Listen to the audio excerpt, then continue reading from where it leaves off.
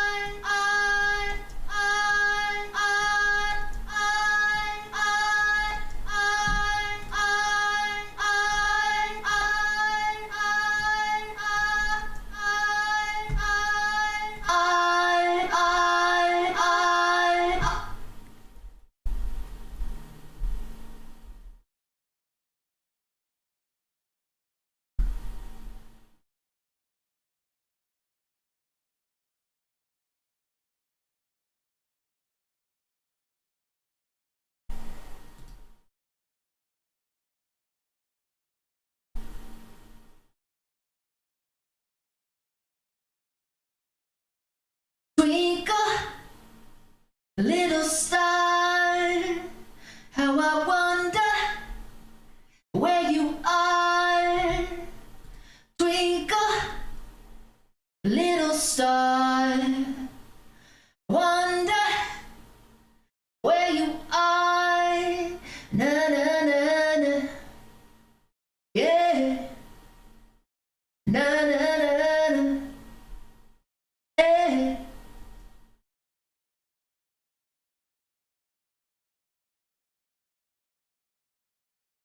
Twinkle, little star, how I wonder where you are. Twinkle, little star, I wonder where you are. Na na na na, yeah. Na na na na, yeah.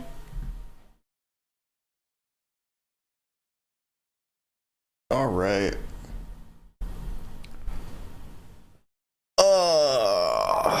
All right. I would love to keep rocking and rolling, but I'm gonna call it for right now. I've been doing this for the last 4 hours, so I'm gonna take a break, lay down for a little bit because my back was starting to kill me, and it's almost 9:30. So, thank you guys for tuning in. We got a little bit of college work done. We've already breezed through nearly 2 of the assignments. Already got 1 done. I'm almost done with this one, and then I've got 1 left. Just pull this up real quick so I can show y'all.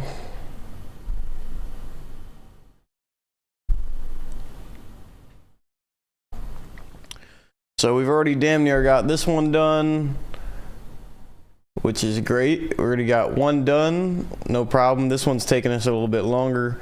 And then we got 1 more assignment.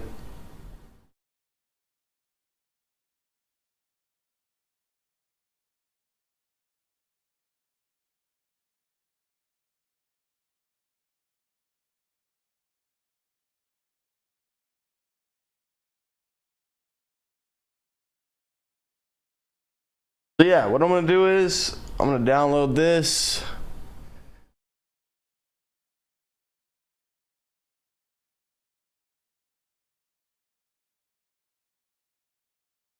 It looks like I got significant more to do with this last assignment. So yeah, I'm gonna take a break for now. Lay down. Might work on this still, but yeah, thank you guys for watching or tuning in, whether you came and joined live or you were enjoying this afterwards. This is work I had to do anyways, so jumping on the live and knocking it out is great for me to be able to do. But yeah, I'm a little burnt out, so I'm gonna go lay down for a little bit. Thank you guys for tuning in. JDMJ, J Ventures, whatever I'm posting it on. You guys will see it up there soon. Not only the unedited, but I will also will be chopping out some of the more boring portions, like when I had to go lay down, things of that nature. But yeah, thank you guys for tuning in. Hope you all had a good time, enjoyed. If you did enjoy, make sure you drop a like, subscribe, comment.